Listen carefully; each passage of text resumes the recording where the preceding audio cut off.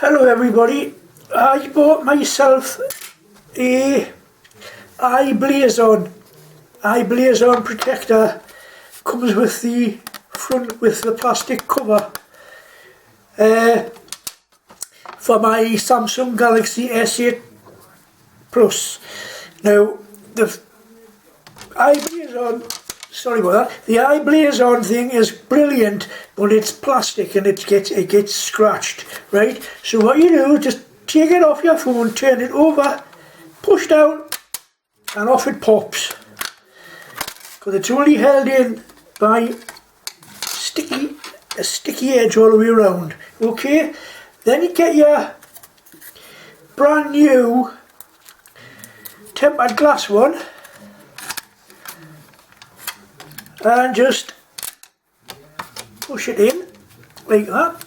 You might have to play around a bit to get it perfectly fitted.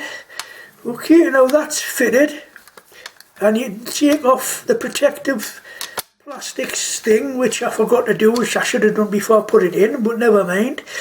So obviously there you go, you've got your